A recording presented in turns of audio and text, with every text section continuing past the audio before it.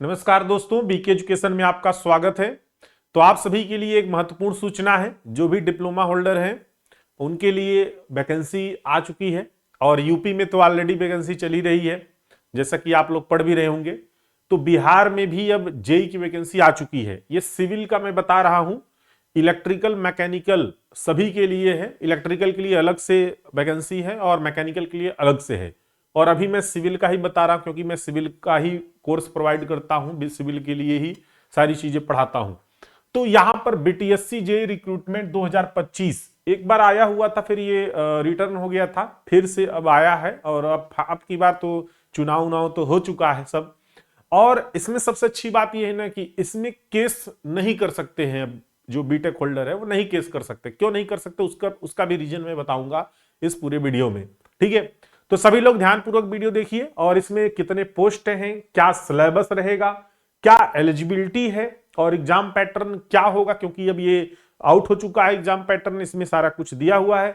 और 60-40% का cut off क्या है। और एक चीज बता दें, जो 35% महिलाओं के लिए रिजर्व है यहां पर, उसके बारे में भी हम बात करेंगे। ये भी बात करेंगे कि जो अदर स्टेट के कैंडिडेट हैं उनके लिए कितना फायदेमंद रहेगा और जो वहां के लोकल कैंडिडेट हैं उनके लिए कितना फायदेमंद रहेगा। तो एडवर्टाइजमेंट यहां पर आउट हो चुका है, फुल डिटेल्ड नोटिफिकेशन है। आइए इस पर बात करते हैं और सभी लोग ध्यानपूर्वक देखेंगे, लास्ट तक देखेंगे। ठीक है, उसके पहले आपको बता दें कि बीके एजुकेशन एप्लीकेशन पर विंटर वीक चल रहा है, जिस पर आपको सभी कोर्सेज पर भारी डिस्काउंट मिल रहा है। और ये डिस्काउंट 15 दिसंबर रात 12 बजे तक सिर्फ उपलब्ध है। बीके एजुकेशन ऐप इंस्टॉल करके आप कोर्स को इनरोल कर सकते हैं। और आपको बता दें, UP triple SC JE 2024 Mahakumbh batch भी यहां पर जो है लॉन्च है। और बीटीएससी जेई बैच भी यहां पर लॉन्च हो चुका है। जिस वो वैकेंसी आई हुई है इसका भी बैच हमने लॉन्च कर दिया है। और अच्छे से फुल डिटेल्स में आपको यहां पर पढ़ने को मिलेगा और सारी क्लासेस एकदम प्रॉपर वे में। इस पर भी हम बात करेंगे अभी लास्ट में। ठीक है, चलिए स्टार्ट करते हैं। यहां पर आगे वैकेंसी के बारे में थोड़ा सा देखते हैं। सबसे पहले तो यहां पर देखिए नोटिफिकेशन आप लोग खुद देख सकते हैं, डाउनलोड कर सकते हैं बीटीएससी जी वेबसाइट से। इस पर यहां पर ये स्पष्ट रूप से लिखा हुआ है कि 2653 पोस्ट के लिए यहां पर ये वैकेंसी आई हुई है। कितने पोस्ट के लिए? 2653। ये सिर्फ सिविल का मैं बता रहा हूं, कनिष्क अभियंता असैनिक। इसमें जो है आप इस वैकेंसी को भरने के लिए आप ये वेबसाइट है btsc.bihar.gov.in से कर सकते हैं। और जो एडवर्टाइजमेंट जो फिलअप होगा, जो आप ये देखकर फॉर्म फिलअप करेंगे, उसका डेट है 12 दिसंबर 2025 से लेके 12 जनवरी 2025 तक आप ऑनलाइन फॉर्म जमा कर सकते हैं। ठीक है, अब इसमें देखिए कनिष्क अभियंता जो ग्रेड पे है वही है 9300, 34800, 4600 ग्रेड पे ये जो है रहता है, हर जगह यही रहता है। अब इसमें देखिए, अब इसमें सबसे जरूरी बात है योग्यता। योग्यता की अगर हम बात करें तो सिर्फ डिप्लोमा होल्डर रहेंगे। और वो चाहे डिप्लोमा किसी भी राज्य से किए हों, कहीं से भी किए हों, लेकिन एआईसीटी अप्रूव्ड कॉलेज से होने चाहिए या डीम्ड यूनिवर्सिटी से है तो वो भी चलेगा। और डिस्टेंस लर्निंग नहीं चलेगा। देखिए, अभ्यर्थी का भारतीय नागरिक होना आवश्यक है। असैनिक अभियंत्रण में डिप्लोमा या समकक्ष योग्यता जो है होना आवश्यक है। अब इसमें बीटेक क्यों नहीं केस कर सकते, इस पर भी हम बात करेंगे थोड़ा सा।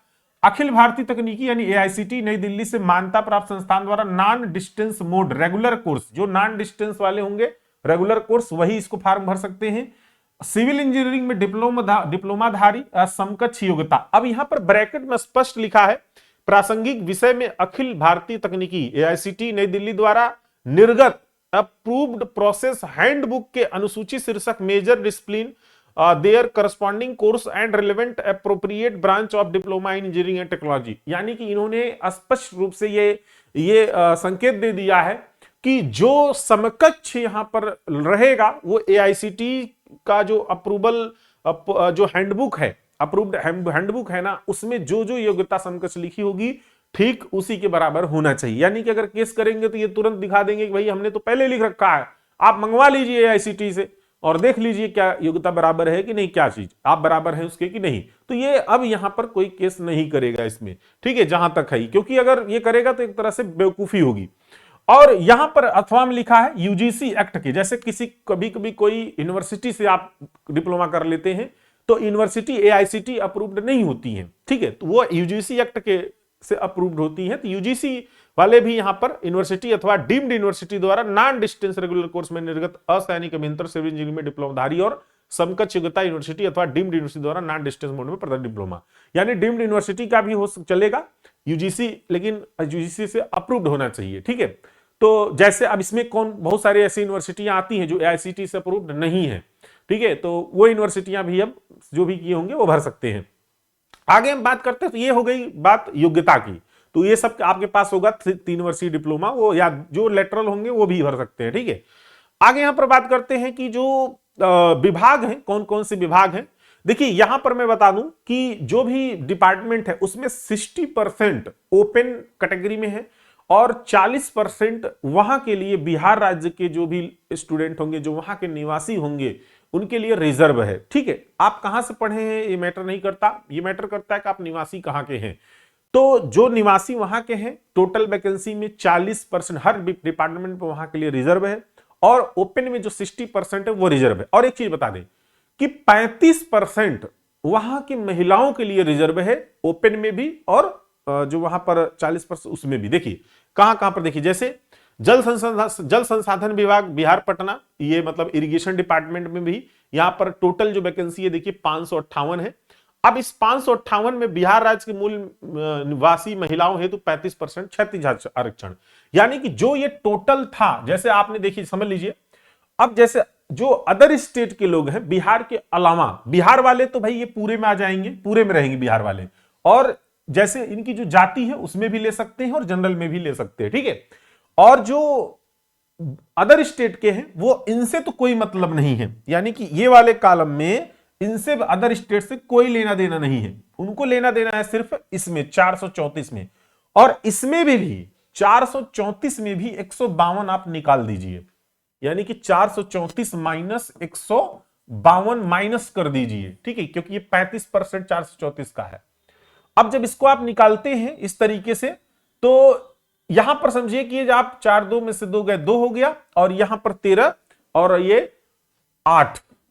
ठीक है, और ये हमारा जो है ये हो जाएगा 3 में 2, 282, यानी कि 282 जो है वो अदर स्टेट या वहां के भी जो जनरल के लोग होंगे वो भी, अगर उनकी नंबर कट ऑफ हाई जा रही होगी या उनका नंबर ज्यादा होगा तो वो भी इसमें भर जो है अपना सीट लॉक कर लेंगे, इतना समझ लीजिए।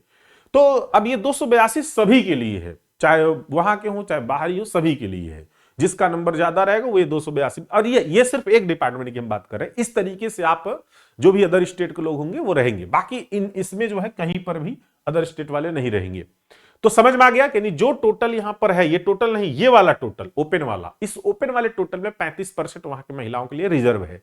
ठीक है, अब आगे यहां पर देखिए, इसी तरीके से जल संसाधन विभाग में हो गया, और उसके बाद जल संसाधन विभाग बिहार पटना, वही चीज है, यहां पर 60% उसी वैकेंसी का 60% और 40% अलग अलग कर दिया है। अब देखिए 60% में भी 35% रिजर्व है और 40% में भी 35% रिजर्व है, ये वहां के लिए है। नगर विकास आवास विभाग में भी है, यहां पर 200 टोटल ओपन, देखिए वैसे तो 580 है बट ओपन में 232 है। अब इसमें से भी 35-35 रिजर्व है, तो जो बचा है, मतलब ये तो टोटल है, इसमें ये रिजर्व करके अलग 81 लिखा है, और बाकी 81 इसमें माइनस करोगे तब जाके होगा। ठीक है, वो माइनस करना पड़ेगा। ग्रामीण कार्य विभाग बिहार पटना, ठीक है, इसमें है, जो कि ग्रामीण जो रोड वगैरह बनाते हैं सब। भवन निर्माण विभाग, जैसे यहाँ पे पीडब्ल्यूडी है, वहां पर भवन निर्माण विभाग है ये सब। पथ निर्माण विभाग ये उसी में आएगा, सब पीडब्ल्यूडी वाले में ही आएगा, बिहार पथ निर्माण विभाग। पशु एवं मत्स्य संसाधन, इसमें भी जो है, इसमें कम ही सीट है, 17 ही टोटल है। इसमें भी पथ निर्माण वाले में आपका जो है ठीक ठाक है, 376 टोटल है, और भवन वाले में 149 है, और ये जो ग्रामीण है इसमें ग्रामीण और ये जो इरिगेशन है इसमें ज्यादा है, ग्रामीण और इरिगेशन और नगर आवास में इसमें ज्यादा है। ठीक है, और पशु वाले में जो है आपका कम है, और लोक स्वास्थ्य अभियंत्रण, तो ये जो है आपका जो पीएचई जैसे बोलते हैं आप, हेल्थ डिपार्टमेंट, तो इस तरीके से यहां पर 357 टोटल है। लघु जल संसाधन माइनर इरिगेशन डिपार्टमेंट, जैसे कि जो है नलकूप वगैरह जो लगवाते हैं वो, ये 62 है। तो इस तरीके से ध्यान रखिएगा कि जो है आप इसमें इसका पोस्टिंग कैसे प्रेफरेंस भरना है वो हम आगे के वीडियो में बताएंगे, वीडियो देंगे आपको, तो उस हिसाब से आप पोस्टिंग यहां पर भरिएगा प्रेफरेंस। ठीक है, तो इस तरीके से है। अब हम बात करते हैं थोड़ा सा, ये तो हो गई आपका रिजर्वेशन इस सब की बात, एज पर बात कर लेते हैं, उम्र क्या है। अधिकतम जैसे मिनिमम उम्र की अगर हम बात करें तो मिनिमम तो 18 साल है। 1 अगस्त 2025 को आपकी उम्र 18 साल हो जानी चाहिए। और यहां पर पास आउट ही रहेंगे, अपीयरिंग ओपनिंग वाले नहीं रहेंगे, ध्यान रखिएगा।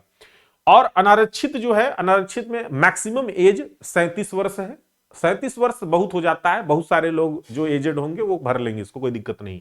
अनारक्षित महिला में 40 वर्ष है। महिलाओं के लिए मैं बता दूं, जितने भी आपकी बहन होंगी या कोई रिलेशन में कोई बहन लग रही होंगी, जो भी आपके लग रही होंगी, अगर लेडीज हैं, ठीक है, महिला है, तो उनको बता दीजिए थोड़ा सा भी पढ़ लेंगी तो भी हो जाएगा, ठीक है। अगर वहां की है तो हो ही जाएगा, कन्फर्म है। यहां की है तो थोड़ा सा हो सकता है मशक्कत करनी पड़े।